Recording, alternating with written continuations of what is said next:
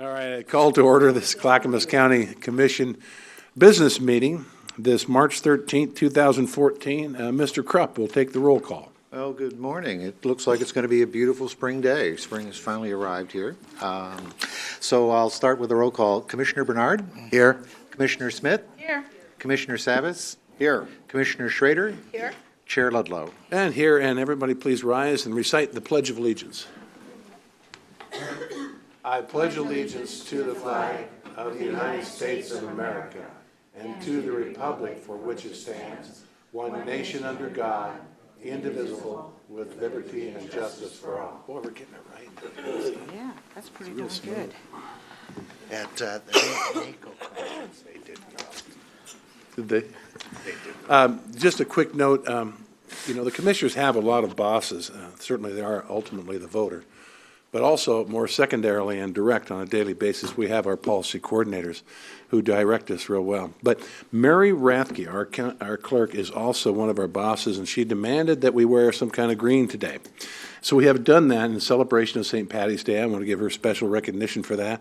And also to say that Commissioner Schrader didn't get the memo. I didn't get the memo. So she's not trying to be obstinate. But she has her green light on. Well, there it is. There it is. Here we go. Just hold that up anytime you talk, will you? This is a fairly light agenda, which will give us an opportunity. You should all know that we were back, and I hadn't gone back lobbying before in Washington, D.C. There was a JPAC. There was also the NACO conference, the National Counties Association, that several commissioners attended. We also got snowed on and shut down and all kinds of crazy things. And Commissioner Savas, because of the really shutdown of Washington, D.C. airport, was not able to attend like planned. And neither was Gary Schmidt, the Director of Public and Government Affairs. So it really hampered us somewhat. But we will each be able to give you somewhat of a report here at the end, considering our time today, on what we did, what we achieved, and more likely what we learned back there. Some things that need to be unlearned, but we'll settle with learned right now, and we'll give you a report later on about that. Like I say, pretty light agenda today, and the first is citizens communication. And we have a couple cards here, Mariana Moore and Les Poole, two real strangers to this area. We're looking forward to what you might have to tell us.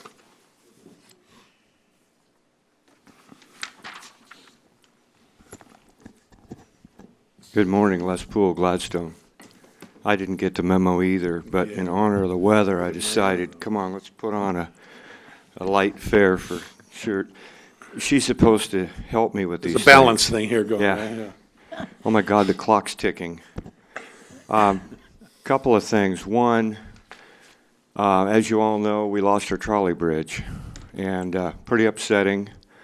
As bad as it was, we're going to appeal to Metro to preserve the grant with some potential to divert, or not divert, but put those dollars in some type of a similar project in Gladstone. Gladstone's been hurting for a long time.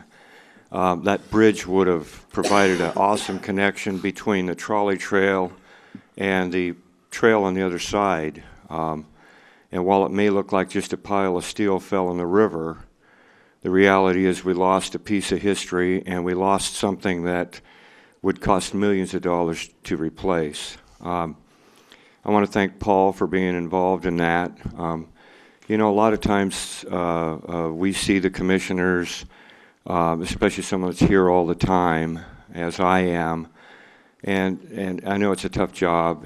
You guys get some infighting going on, but at the same time, I think you guys agree with each other on a lot of things. And in spite of some of the personal differences, what I see is I see more action taking place here. I'm out there in the community all the time, and one person that's out there on the streets probably more than anyone is Paul. I do want to comment briefly about TriMet and Metro. In spite of being outspent dramatically in the Southwest Corridor, last night the citizens approved a measure similar to ours in Clackamas County, and if light rail or a tremendous investment and change in transportation is going to occur there, they'll have an opportunity to vote, something that was unfortunately denied us by the previous commission. We've got some people that were elected here a couple of year and a half ago, and the reason they were elected was that we weren't being allowed to weigh in when we really should have. I hear over and over that we elect people to make decisions for us, and while that's true, major decisions, especially when hundreds or millions and millions of dollars involved, need to be voted on. I'm going to put a letter in the paper soon about what happened in Salem. It says land use system broken. A lot of folks don't understand that Metro, the same entity that facilitates TriMet and that did much to create the CRC failure, Metro spent millions and millions of dollars on planning that was overturned, and then the legislature found themselves in the awkward position of trying to come up with a quick fix. We need to reform Metro. We need to reform TriMet. And I know all of you have got thoughts about that. In the coming weeks, hopefully you'll be able to share them with us. Thank you. Thank you, Mr. Poole. Okay. Ms. Mariana Moore. Yes, good morning. Happy St. Patrick's Day. From Gladstone, Mariana Moore. Been here many times. Of course, I'm in Gladstone. I've been there a long time, and we were looking forward to having this nice extension of the trolley trail and the loop around from the other bridge and the trail. So it really is a tragedy. But aside from that, we're involved in trying to provide the county with some kind of a library plan. And they put together a group of people, close to 30 people, and the cards went out, but with a very short window to ask to be on this committee. So there's only about 3 or 4 people that come from the unincorporated part. They've met, I think, 3 times, and each time they've had a goal, and the one Monday night was to pick a site. And, you know, some of these things, you can't pick a plan if you don't have a site. I mean, it's all a circle. And so they, at the first meeting, they asked the group how many wanted to keep the separate libraries, and it was an 18-14 vote, even though these were Gladstone people. And Gladstone would have to build this new library, so that's also part of the problem. They wanted to keep the library in Oak Grove, mainly because there's so much problem in getting to the sites. Well, they took a tour a couple of weeks ago and went around, and they looked at the original site on Oatfield and Webster, and they went down and they looked at the current library in Oak Grove, and they've been around. Well, this last Monday, they were supposed to try and pick a site, and basically nobody in the room wanted to have anything to do with that Webster Oatfield Road one. Once they looked at it, I mean, it's always been just a disaster. So they started to look at other places around town, and one of the things that comes up is the old election building that you could be involved with, if that would be a help to any of them. But they've looked at some sites, and they didn't decide on one, but there is a site that's down close to where this bridge has gone down, and some other areas around Arlington where the bus comes through, and people from the area would be more likely to get to. So they're still looking at sites, and with this short plan, I don't know exactly how they're going to get there. But they are making progress, and when you kind of determined, I guess, at a meeting a month or so ago that we didn't have to have this huge library, that makes a big difference. They're starting from scratch to find a site and make a plan, and to have it for you by June is going to be a daunting task. But they're really working on it hard, and the people are seeming to kind of come together on a lot of things. So I've just been there as an observer, and a couple other people go and observe. But there's a lot of discussion going on, and we hope that we can work with you guys to get something going. Okay. So, Commissioner Thank you. Smith? Marianne, thank you for dressing the way you did. You're in keeping with the holiday or the spirit anyway. yeah. Yeah, I think, regarding the trolley trail or the bridge coming down, yeah, I was never so surprised either. I thought, oh my gosh, those people wanted this for a trail. Now what are they going to do? And maybe it's a blessing in disguise because if it was going to come down, now is a good time before any more money or plans are put into that. And it certainly was a catastrophe out there that, Well, actually, it wasn't going to come down until the water department, the water thing started. well, it Just- would have eventually, I think. Not Anyway. this flood, but another one. That certainly contributed to it going. Okay. And regarding your comments on the library, this has been going on for years with Gladstone. I know. It's been extended and extended and extended, and I think that saying that, oh gee, June isn't enough time, we've at some point have to say enough is enough. And the people or the leadership in Gladstone need really to make a decision and go forward with it. And I think this board's been patient, and I think the previous board has been patient as well, so. Well, one thing that we do look at, Happy Valley, and the fact that you're continuing to let that go on. Well, that won't go on for much longer. That's been kind of an intention of the board for that to go to their responsibility, not as ours. Commissioner Bernard? So my question is actually maybe for Don.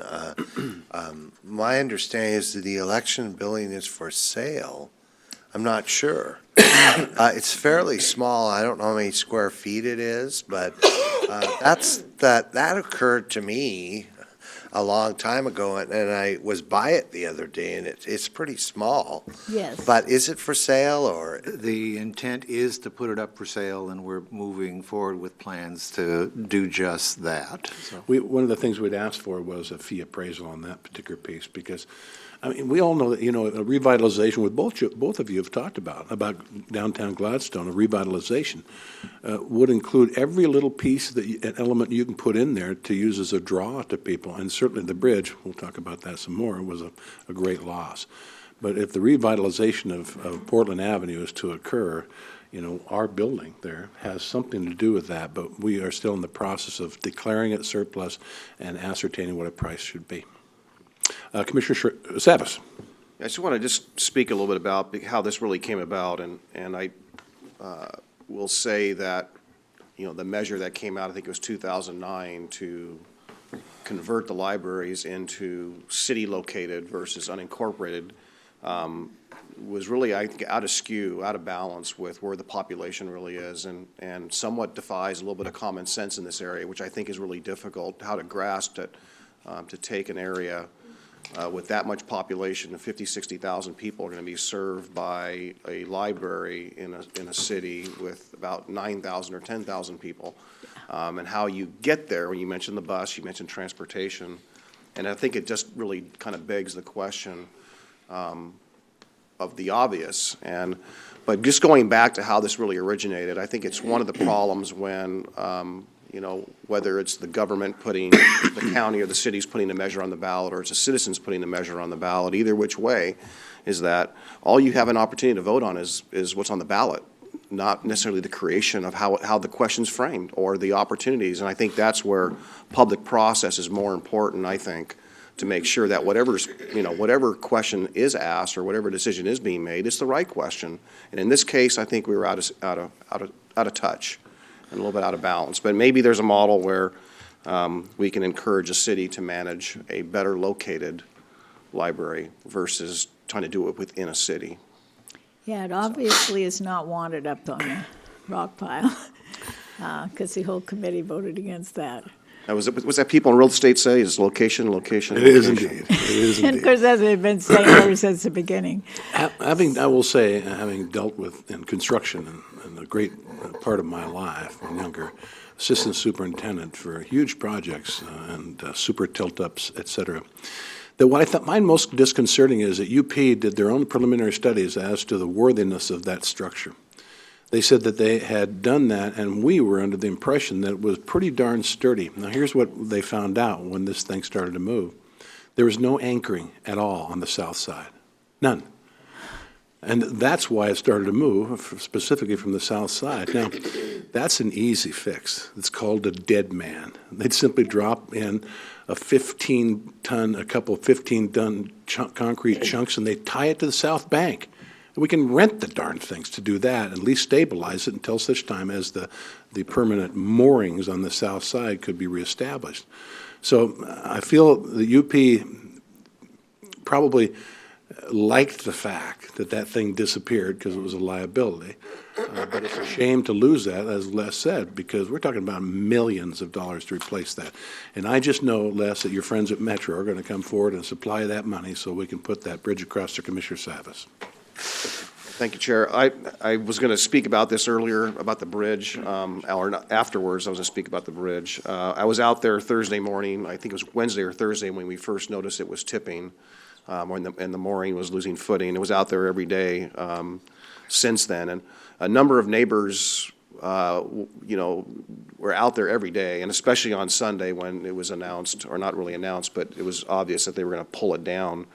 And so I've been communicating with a lot of folks out over there and getting a sense. You hear a lot of stories and a lot of passion stories, people jumping off the bridge, swimming and so forth, not, you know, having a good time jumping off the bridge, not doing anything like trying to take their life or anything like that. But, you know, it certainly is, you know, it was certainly stressed, I think, that a lot of people really, if you were to ask a lot of people, they really want to see a bridge or go across there. Now, we certainly lost a piece of history, and if the bridge is replaced, it probably won't be, it's not going to be the same bridge. You know, they're cutting that bridge up as we speak.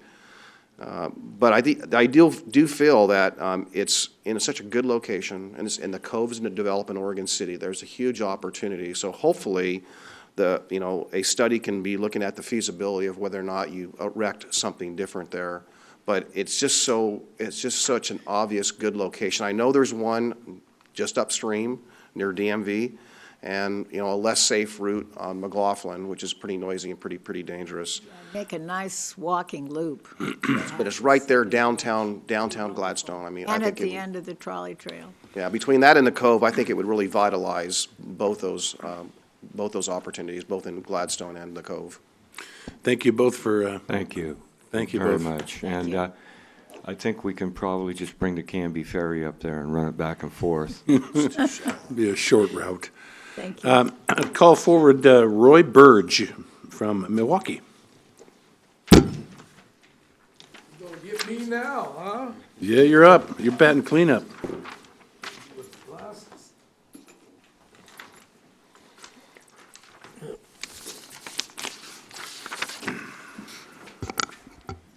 Okay, you guys got my letter there in front of you, so I won't go into all my history here. I'm 72 years old, and I've been in North Clackamas County since 1944.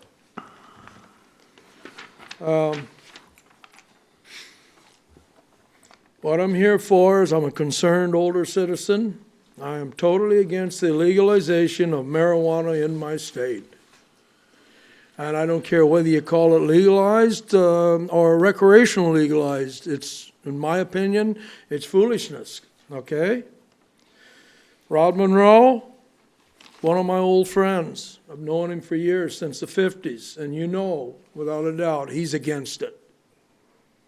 It is not necessary. It really isn't. And if you think of our kids,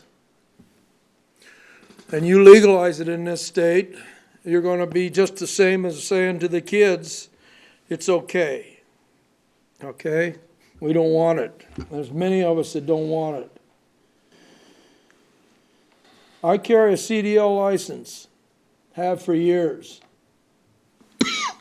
And if you've got anything in you, including marijuana, you do not have that license. I've seen people lose their jobs because of that. If they've got any marijuana or any drug in their urine sample, okay? You guys know this. It's stupid. It makes you stupid. Okay? And you know the rules of the federal government. It is a controlled substance. I've attended 2 meetings in Salem. I've also been talking to some of the people in Clark County, the commissioners, the assistants to the commissioners, because I was interested in what they were going to do with it, because they're more in a tough spot than we are, because as you know, it's legal in Washington, okay? So, March 5th paper, the Oregonian, you guys know that the legislature has, it's not going to be on the ballot in November. The quote in the March 5th Oregonian, Senate washes its hands of pot vote. And some of the senators like Cruz and Roseburg, he feels we should hold off for a couple of years and see what Washington, Colorado does with it. Okay? You guys sent me a copy when you sent the letter to me on Senate Bill 1531. 1531, I think, is a good one. I've looked it over, I've read it several times, I've studied it. And it does put restrictions and regulations on dispensaries. You guys know that. It doesn't quite touch on the, as much as I think it should, on the grow sites, which, as you know, has to be regulated and restricted also. The smell of it. I deal with it in my own neighborhood. The smell of it, it's ugly. I don't know why anybody would want to use it anyway. But the medical marijuana, you guys know, without a doubt, it's going to be there, okay? I've talked to Blumenauer, and he says that it will, medical marijuana, he's actually pushing, I think, for the legalization of it, why I'm not understanding. But he did say that the black market will be there but won't grow. It won't flourish, and I disagree with that, okay? So I have my reasons. I got to ask you to finish up, Roy. Yes. You're way over. The thing that as you know, the legislation has voted it down. It's not going to be on the ballot. So now, our options are, and you guys, I want some suggestions if you have anything that I can do more. We need to challenge the ballot titles. We need to challenge the wording, because we have people, as you very well know, that's going to push for it. Stanford, for one, because he's got dispensaries in Portland. He's going to be pushing for legalization. He's got 2 measures. Those measures have Roy, to be scrutinized. He's Roy, got to you have 116. Really got to finish up, Roy. Okay. I'll give it 3 minutes, and it's been four minutes and 4 No, minutes. that's That's at- over that's after the over. 3. You're up to 4:40. Okay, well, I'm not used to doing this. That's okay. You're doing fine, but just finish her up, will you? Anyway, if I could, after we're all said and done here, if I could sit down with you and talk a little bit more on what we need to do and so on and so forth, would that be possible? You know, I will say that I probably won't do that, and here's the reason why. We don't even know the full ramifications of this bill yet. And what we'll be doing is we'll have a study session with Public and Government Affairs to go over that. We'll be going over it with our legal staff as to our limitations, our opportunities, et cetera. And I expect that this board will address items that we are able to address after the smoke cleared in Salem. So we will definitely, see, that was a, don't punish me, You're looking right? at it, aren't you, John? What's that? You're definitely looking at it, you're looking at Definitely. 1531. We have all been involved. And Tootie Smith, for example, I mean, here's what we wanted. We wanted the ability to ban, and we're not. We don't have that. We, and Commissioner Bernard's going to talk a little bit more about this, I'll give it over to him, but we have the ability to regulate and keep out of some areas so far. That's our understanding. But again, the bill has not been completely vetted from our staff, our legal staff, Right. down to Salem, and their interpretation is the same. And sometimes that takes as long as developing the bill and getting it passed. So I would say that we probably are not ready to talk to you yet, because we don't fully understand our obligations and our opportunities. Commissioner Bernard. So there is a conference, actually, that if you, I'll have, come back to the office, and Mary Jo can let you know where, it's up at the mountains on marijuana legalization, that I'm going to, I think sometime in April. So you should go to that. And it is somebody who's opposed to legalizing marijuana, which I am. Yes. And, you know, our concern is that we should have the ability to cite these facilities Yes. if we're going to be demanded to. Yes, and Now, I don't mean 1531. legal, I mean medical marijuana. Yes. So I'm opposed to it. You know, my issue is really with this.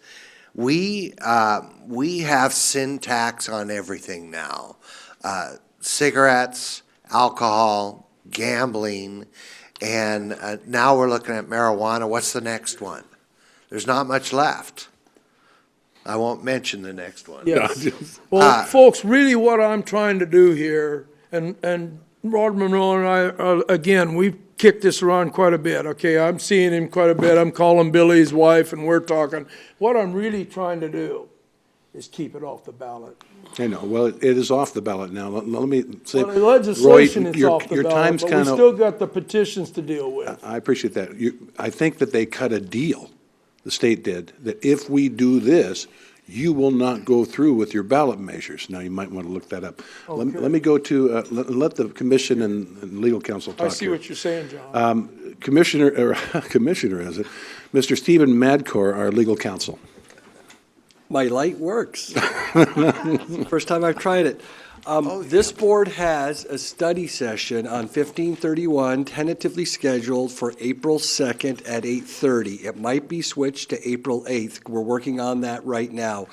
John Foote, DA, likely will be a participant in that, maybe the sheriff's office and PGA as well as county council. That sounds good. Commissioner Smith. For the record, I've said many times I'm opposed to legalizing marijuana. I'm opposed to dispensaries in the county. You know, I think our society is drunk stupid most of the time anyway. Why add to that? I don't see how it can possibly be a winner. Drunk driving is an issue, driving under the influence of anything. And it's a public safety issue with me and a health issue, so that's why I'm opposed. We got to find out what our obligations are. The key word is Yes, John, obligations. I know And you do. second of all, again, I say our opportunities. You know, the last thing we want, see, cities, I think they ended up so that they can exclude them, but counties cannot. So, you know, the rural area, I should say unincorporated areas are kind of set up for, oh, you can't buy the pot here, but you can buy it there. I believe, and I think the commission does too, what's most scary is for youth. You know, if you want, to me personally, if the recreational aside, legality aside, you go do that if you're an adult, if you want to do that.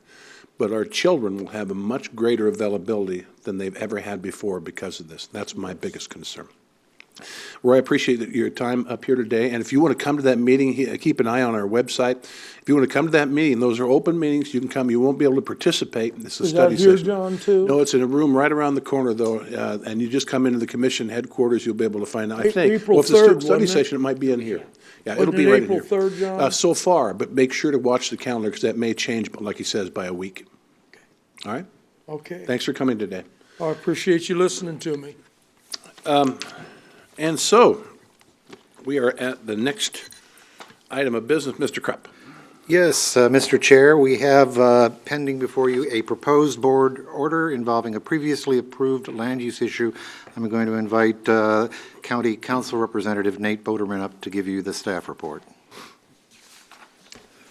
Good morning, Commissioners. For the record, Nate Boderman, Assistant County Counsel. What we have before you this morning is a proposed order related to the Schubel School site and an application by the Molalla River School District. Specifically, this morning we have a board order which would formally adopt two separate applications, Z0513-13-CP and Z0514-13-ZAP, which will amend a previously approved comprehensive plan map amendment and zone change application from 2009, effectively eliminating a condition of approval, limiting the future use of the property to a school. We had public hearings on this January 13th, 2014 and February 12th, 2014 before the Planning Commission and this board respectively. The Planning Commission unanimously recommended approval at their meeting, and this board unanimously approved the applications. We're really not that far removed from the proceedings, and so it's probably not in our interest to rehash all the issues, but I'm certainly available to answer any questions that you might have, and it's certainly our recommendation that you go ahead and adopt this order. Any questions or clarifications for staff on this? I'll ask for a motion. I move we approve. Whoopsie daisy.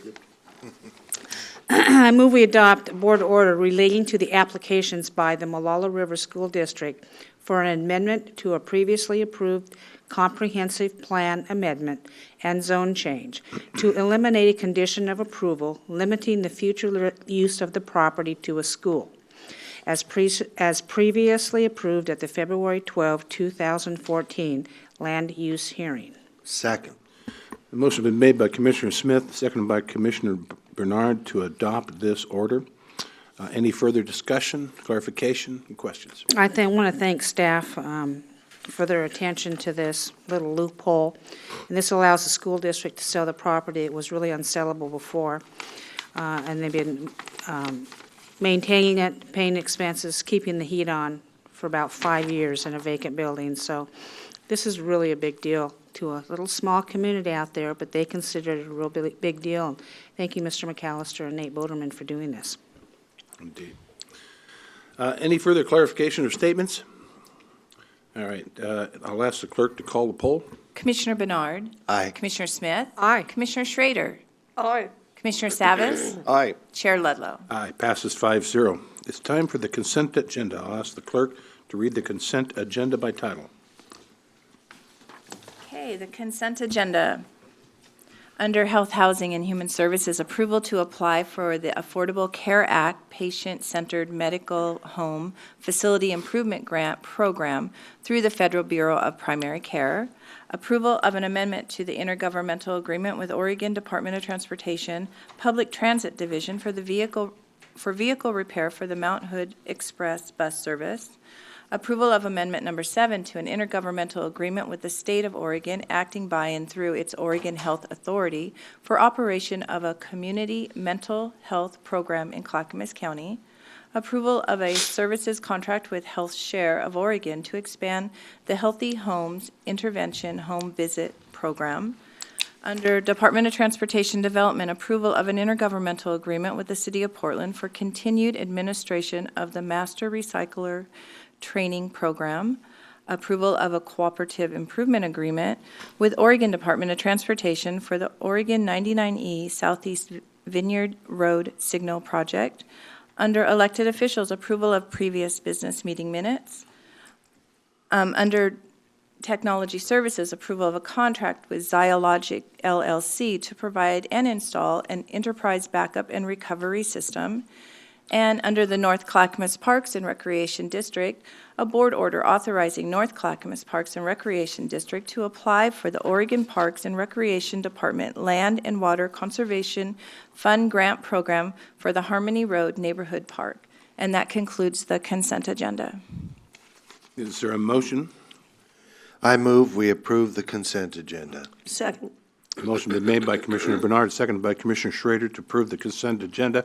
I apologize for not asking you if you'd like to remove any item.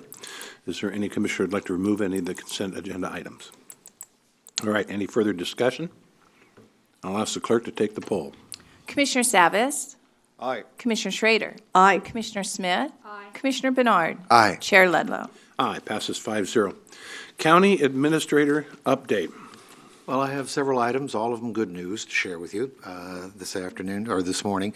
The county is moving forward with its effort to reimagine its county website, and after a thorough review that included outreach to citizens and staff that involved internal and external focus groups, we are moving forward with a plan to implement changes to improve the website so that it's more user-friendly and easier to navigate on the part of the public trying to access information from the county. That's an effort, that implementation effort will commence and be undertaken in the ensuing months, particularly as we move into the next fiscal year as well. So I also wanted to share with you that on March 8th, we had the 5th annual Garden Discovery Day, which was coordinated by our Clackamas County Extension Office, and they were happy to report that they had their highest turnout ever of some 220 attendees for that particular event. So our Office of Sustainability, they're interested in promoting the ability of families and individuals to recycle. And one of the things that we had heard from property managers for apartments and multifamily complexes that there was a need to put together what would be durable recycling bags so people could take their recycled products out to the containers that they're supposed to be carried out in. So we have distributed some 2,600 of those bags to multifamily projects throughout the county. I just wanted to share with you what one of those bags looks like.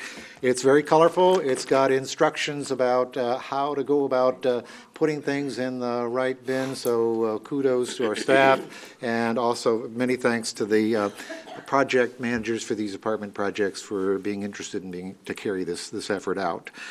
Then the other interesting good news, this is a sign that the economy is emerging in a positive direction, but I received a request last week from our Department of Trade, Transportation and Development, the Building Codes Division, to augment our current staff with an additional electrical inspector and an additional structural mechanical inspector because the workload is building.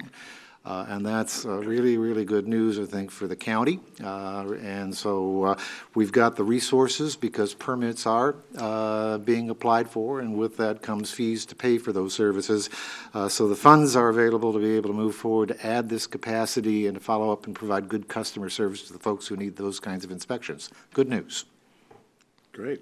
That's it. That's the longest one you ever given, Don. That was well done. Oh, thank you. All right, it's time for Commissioner Communications. We'll start with Commissioner Bernard. So DC, I attended the NACO conference, which is the National Association of Counties Conference. I serve on the Public Safety Committee. One of the biggest discussions was actually over the new FEMA flood insurance program, which because of many of the maps have come out, seems like there's a lot more people in the floodplain. And also, since the government has supplemented the insurance rates and they don't want to do that anymore, some people's rates will go sky high, and in many cases, more than their house payments. So there's a big issue. I know people often complain we don't need the federal government, but I guess here's one case where supplementing the insurance rates, flood insurance, is a positive thing. So they are delaying those increases in many areas. So that's good news, and they're going to try to figure out some solution because there are many counties that a large portion of the county is now in the floodplain. I sat next to a commissioner from I can't remember where, but their tax rate was 50 cents a thousand. They had 3,000 people and 30,000 people and 300 employees. And so when I was telling him, we have nearly 400,000 and 2,000 employees, he was quite impressed. I don't know how. That's why I sent you the text. What's our tax rate? Because I don't know how. I think is what it is for the general fund. Yeah, I'm Yeah, it's 242 or something like that. Anyway, it's in my phone. I saved your message. And they're really, really struggling. But the other thing we talked about, the COPS programs, which we use to do some of our drug enforcement, especially along I-5, and the fact that juvenile justice programs had previously been cut by 90% due to sequester. And now that 10% actually that was remaining is eliminated. So I think in lots of ways, I think we're going backwards. In the United States, there are 3 million people either in jail, prison, or under supervision, which is the most in the world. Something's wrong with our justice system. And then we visited, now the snow occurred on Tuesday? Monday. So that was great because no one could leave the conference. And so the attendance to all the meetings were much more than they usually are. And then we went on the Hill on Tuesday. No. Yes? Yes, Tuesday. And we visited our representatives or staff. One of the problems, of course, is that some of them were out of town, they couldn't come back. So we met with some of those. We talked about transportation funding and the fact that the government hasn't passed transportation funding bill in quite some time. We talked about Sunrise, but really the most important part about going to D.C. is about relationship building. You know, the more they see you, the more you learn to meet the staff, the more chance we have in getting, you know, what we need. I've been going for 13 years. And I used to bring a packet and sneak it on the desk of whoever I'm meeting with, like Earl Blumenauer, for example, and or hand it to a staff member, and they'll take a look at it, and then the next time there's some money hanging around, which there's not much of, you know, the staff knows a little bit about it, and they can talk folks into to giving them money. Lake Road is an example. I think that was my first trip to D.C. I left one on the desk of Earl Blumenauer, and then I gave his staff one, and you're not supposed to do that, by the way. And next thing you know, their staff's calling us and saying, well, we have a few $1 million, would Milwaukee like that for Lake Road? Now, that was a long time ago, and that road just got done. Some of the problems with getting federal dollars is that the requirements are huge. So that was a big challenge. But D.C. is always a great place to visit. Also at the NACO conference, it's about building relationships too. And that's what's really very valuable. We also learn, I mean, there are commissions where there's 27 people. You think we have trouble making decisions sometimes. Can you imagine 27 people on a commission? That's got to be insane. A mini legislature. Well, I know, but they've got one county. Wow. So anyway, I enjoyed, John and I went together to most, while I was there, he stayed longer. And I thought we were a great team. And so I always enjoy going to Washington, D.C. It'd be nice to have actually got out of the hotel, though. But anyway. At times. It was 17 degrees. Thank you. Commissioner Schrader. Well, I also had an opportunity to go to the National Associations of County Conference, and I serve on the Business and Community Development Committee. And during that committee at the National Association, we talked about community development block grant funding and how that stream of revenue is important for housing across the nation for our counties. And indeed, Chuck Robbins was there as a staff person, and we kind of tag-teamed information about CDBG, community development block grant funding, to maintain it, because it is a big tool that we use here in our county for affordable housing.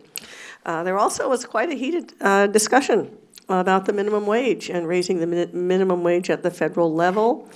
A resolution to move forward to increase the minimum wage did not make it. And I thought, again, that was kind of an intriguing question, because many states also have an opportunity to look at their minimum wage and raise it should they choose to. Also had an opportunity to give to our delegation, our legislators, our representatives at the federal level, information about the Workforce Investment Council of Clackamas County. In the State of the Union address, one of the things that President Obama had talked about was successful workforce programs throughout the nation. And through the National Association of Counties, we were able to give the Vice President's office a packet talking about the kind of workforce innovations, getting people trained for jobs and back on jobs, and how we work with our business community and how we work with disabled and barriered workers. They want innovations. And I said, well, they need to come to Clackamas County.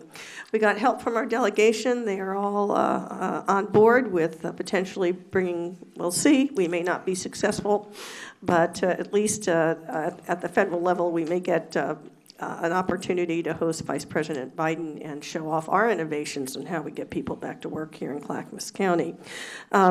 Was at the transportation meetings as well, and it appeared to me with the rest of my colleagues that Chair Ludlow and Commissioner Bernard, that indeed all of our delegation understands the crisis that we are facing in terms of maintenance dollars here in Clackamas County, and I think they got that message loud and clear.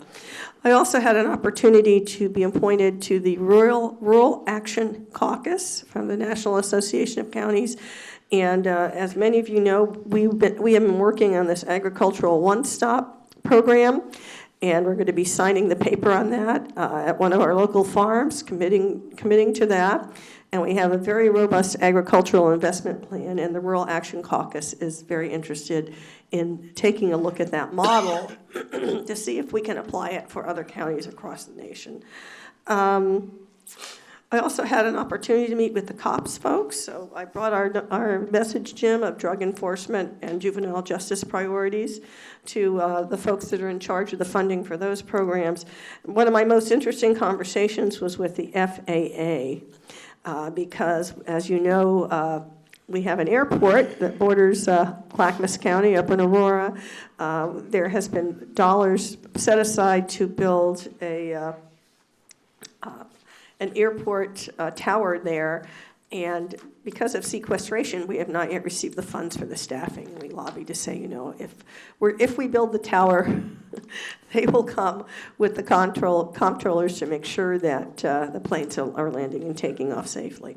And the best part of the trip for me was my daughter flew in from England with the baby, so I got to, with little Jasper, so I got to spend a lot of time with them while I was doing my business as we walked around and did our business in D.C. So that was a good trip, very fruitful, and I enjoyed being with my colleagues. Oh, and Commissioner Smith and I had a great time at the Library of Congress. Oh, yeah. One of those beautiful buildings, I think, on the Hill.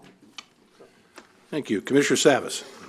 Thank you, Chair. As the Chair kind of indicated, myself and staff were going to head out on a flight Monday morning. It was canceled on Sunday evening, so the four of us ended up staying here and I believe just doing county business. I attended a chamber meeting and also kind of worked a little bit with our consultants a little bit with regard to the FAA effort and some local stuff. On Wednesday, I attended a meeting with the Tri-City Managers Group with regard to our wastewater needs, both when we talk about capacity and infrastructure challenges. We actually discussed how we were going to route the new pipeline and where we're going to route the new pipeline. And Wednesday morning, we were discussing the option of using the trolley bridge that was going between Gladstone and Oregon City, because the other bridge is engineering from a standpoint cannot support it without putting in significant dollars. So there may be an opportunity for West to either invest in that bridge or perhaps a new bridge. But nonetheless, we had no idea that on Thursday morning that abutment would go away and that opportunity to save money would go away. And even the administrator attended that meeting. I think he probably caught on to that. So it was kind of an unpleasant surprise to learn Thursday morning that was in jeopardy. But nonetheless, we do have some challenges with regard to our future needs in the department, capital needs in the department, and what the growth needs are with regards to what may happen as a result of House Bill 4029. And that primarily was gives, if the governor signs a bill, it'll give some residents of Damascus on their most western edge along 172nd the opportunity to de-annex if they so choose. And then they could annex potentially to Happy Valley. And so the discussions are about how much capacity, how much infrastructure do we have in order to serve those areas. And that, of course, is limited, but we need to do some homework right now and do some studies to find out exactly what we can do and what we cannot do. So that was part of the discussion. I think a couple of days later, I think Thursday, I wasn't feeling so well, and recovering from a pretty severe cold that I got over the weekend. Is that how we got this? Okay. Well, I'm not sure how we all got it, but I wasn't the only one, apparently. All right, thank you. Commissioner Smith. Thank you, Mr. Chair. I flew into D.C. on Sunday. Overnight, we got snow, and that town, just so you know, shuts down faster and quicker than Portland does. And I told some D.C.ites, I said, I thought you guys were tough back here on the East Coast. But it was really interesting to see all the roads vacant. And they clear their snow fast, and then you have piles for days, just so you know. We had some interesting visits. We took back a very large packet of pictures on the Willamette Falls Heritage Project, and that was received by our Oregon delegation quite enthusiastically. Now that they can see something, a project, a vision that's going forward, we hope, and every time we go back there, we work on saying, you know, where can we identify funding to get this launched and get it going?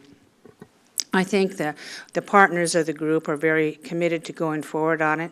We've run into some bumps with some buyers, but I think that's going to be mitigated, and we're going to do a lot of work on that. Senator Wyden was especially pleased with it. We actually had the opportunity. He came into his office and met with us and talked with us about 20 minutes. We got a lot discussed. It was nice. Another big issue that John and I worked on, and he might want to elaborate, we went to NOAA to visit the head of the department about our sea lion problem here in the county and on the river. It was very interesting. We met with the number one and the number two, and then the first thing we did, we got on a conference call back to the official here in Portland. And it was extremely ironic to me. He was helpful and not helpful. Of course, he didn't tell us what we wanted to hear. But I think what that led to is at least a deeper understanding for myself what we're up against, how little control we have. But I think we're going to open a conversation with the community and the people at NOAA who are in charge of this to explain what can be done and what can't be done. And I think that's very important because it is a serious problem. Evidently, there are 3 areas in Portland in the northwest, Coos Bay, is that right? Coos Bay, Willamette River, and Bonneville Dam on the Columbia. And the hard thing about the Willamette River is that it's so long that it's hard to scare them away. They just go down to the other end of the Willamette River and the confluence into the Columbia. It's very hard to get rid of the sea lions. And things like cannons, those noise cannons, only will work for a little while. So Ron Wyden even gave us some ideas. Well, this should be a safety issue at a point, but I think he's taken an interest in it, and hopefully we'll get some action on that. But it was an interesting and very cold trip. When it snows back there, it's like cold like we've never felt out here on the west. But it was a lot of fun. We did a lot of things. Martha and I spent a day together on the Hill and saw a few things, and it was very enjoyable. Thank you, Martha. Yeah, thank you. It was fun. Yes. Thank you, Commissioners. Briefly, yes, it was great to team up with Commissioners, be split up, and remember that our Director of Public Government Affairs was not there, but we were well taken care of by the lobbying firm Ball Janik, and they made sure we got around, and I didn't push the button. They made sure we got around to our appointed places. As Martha said, and Jim did too, we variously did a tag team based on our interests and certainly based on portraying our needs to the senators and representatives. We met with Carmen Santiago Roberts about juvenile and the fact that, you know, the federal government continues to chip away at the monies that they're giving And this is just, it's very similar, of course, to the state doing the same thing. We find a wonderful program, they fund it, it works, we can prove it, and they start whittling down the funding, expecting us to pick it up. We met with Kurt Schrader, and I'll tell you, it was very impressive. He had almost every member of his staff in there. There was 5 people, I think, in the room, and he took some time with us, and I want to say I appreciate that. We met with a woman who was probably one of the most fascinating people there, and she has worked, Sarah Biddleman, she's legislative director for Senator Wyden. She's worked for about 5 different other major departments, including the Department of Commerce, et cetera. And we were talking to her about the blue heron. You know, this, we've got a buyer, we don't have a buyer, we have a buyer, we don't have a buyer. You got the dead lox, you got not so dead sea lions, but we'll let that go. We talked to her about the great frustration in that the governor has allocated $5 million to help with that project. But the more and more we look at it, we go, it's going to take a lot of millions of dollars. And does the federal government want to be involved? Should they be involved in this very historic area, let alone this very pristine area, this drawing card, if you will, to the northwest and certainly to the Oregon City area, the first city in the Northwest Territory. And we were, of course, the first county a year before that. Her idea was, and believe me, I'm going to press her personally, she contemplates a possible visit out here. And that's an opportunity when we sick Danielle Cowan of tourism. Daniel Cowan of Tourism on her and let her know just exactly what this area is all about, and certainly to buttonhole her into actually seeing those falls, which is magnificent. And her idea was on her trip out here, perhaps she could assemble those departments. Somebody from each department, along with the people involved in it here, and you know the partnership, it's a trustee, it's the City of Oregon City, it's the State of Oregon, or excuse me, Metro, and it's us. This county has dedicated $100,000 per year for 10 years to try to bring about a plan that would work for Oregon City. We've been briefed as to what happens if, and that's if there's a default on the taxes, what happens then. That money is owed, by the way, not to the county per se. We are simply the collectors of that money, and it goes out on a proportional basis just to all the service districts in the county. But anyway, that's a fascinating idea. The NOAA thing is, we learned the difference in that salmon are an endangered species. Now, you know, they get to flex that based on numbers that come in, and, you know, they regulate the fishing.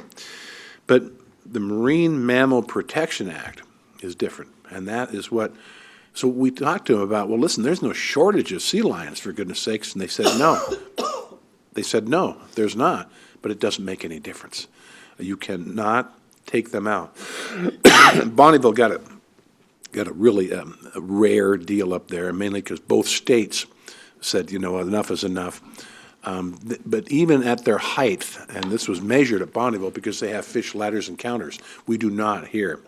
But it was measured that the sea lions were taking up to 4% of the salmon run. And the sea lions, ironically, they don't eat the meat like we want. They just eat the guts and then let the meat float down the river. So that's why they were able to get a very limited authority to eliminate those sea lions. We will not get that. I will tell you, it was very disappointing for all the fishermen, et cetera, up here, that there is nothing in sight that would allow us to remove those sea lions from working near the hog line in Oregon City. Again, several other great meetings, but it was very well coordinated and executed. At JPAC, I will tell you one of the most interesting times is, you know, each person in JPAC, the alternate and the board member, they were given a script so they could ask particular questions. And Congressman Bloomhauer came into the room, and the first person started to speak. Thank you for coming, and we appreciate your time. And here's kind of a synopsis of our ask. And he said, let's cut to the chase. I have proposed something very controversial. It's 15 cents per gallon tax. And what I'm out there asking my colleagues and everybody else, believe me, in my speaking engagements, which I do a lot of, he was not a happy camper that morning, I'll say. But he had a point here. He said, our highway trust fund is going broke. There's no guesswork on this. It's going broke. So the question is, if not the 15 cents staged over a period of time, what then? What is the cure? And it better come up real soon here. He was agitated that he'd been attacked from all quarters about 15 cents, but if it gets down to it, folks, how else do we collect that kind of money? Remembering that the interstate system was built as a military exercise, so to speak. Governor Dwight D. Eisenhower built it so that we could get military across our country quickly and efficiently. It's turned into the economic driver of this nation instead, or also, I should say. So anyway, it was great to meet those people. Like everybody said, we got snowed in, and we did not necessarily bring the clothing necessary to that, but Tootie handled that real fine. She sent a picture out of the stuff she just purchased at the local store. It was complete. She was well taken care of. The other greatest purchase I saw back there was, yeah, you know it's coming. Martha Schrader bought a Curious George as big as herself. And she's lugging this through. I can't even remember where I saw you carrying that thing. I go, my gosh, you need help with this thing. No, it's quite light, she says. So she's carrying this Curious George around. I don't know how they got it back to jolly old England, by the way. Stuff them in a duffel bag. Still, it pops out like a spring or something, yeah. But it was quite humorous, I will say that, to see some of the ladies shopping going on. We attended our meeting with Senator Wyden, but Senator Wyden didn't even notice this. Well, he cries for us at our meetings. Did he cry for him too? I have a couple of announcements. Please consider taking the Clackamas County Community Survey. We've been doing this every 2 years. Valuable information coming from that. It's available online at www.clackamas.us. The scientific-based telephone survey of 400 county residents was concluded earlier this month, but the online survey is available to all county residents who want to offer their opinions on county programs and services and key initiatives. This is a survey that the county has done approximately every 2 years and provides us with key insight from our citizens. The survey will be available through Friday, April 4th. Again, that's at clackamas.us. Stand Up 2014, supporting and honoring our military and veterans families. On Saturday, April 5th, at Clackamas Community College Gregory Forum, from 10 a.m. to 3 p.m., there will be a celebration, and certainly a worthy one. It's a free event, no registration, free parking. If you have questions, call Margaret McNamara at 503-650-5737. And there's information also at clackamas.us/social services/veterans. I understand that they've talked into being there a fantastic balloon tire that will thrill the children. Oh, man, I couldn't resist. They invite me to tie balloons for kiddies. I'm having a good day. So I'll be there, and I'm sure some of the other commissioners will be dropping by as well. Our next town hall is April 9th, hosted by the Sandy Chamber of Commerce, the Sandy Community Center, 38348 Pioneer Boulevard, Sandy, from 7 to 8:30. I'll announce the September one, but that's so far off and you're going to hear it so often. It's September 10th by Estacada Chamber of Commerce, Estacada City Hall, 475 Southeast Main Street, Estacada, from 7 to 8:30. Our final one will be at Happy Valley later in the year, but I want to let you all know about those.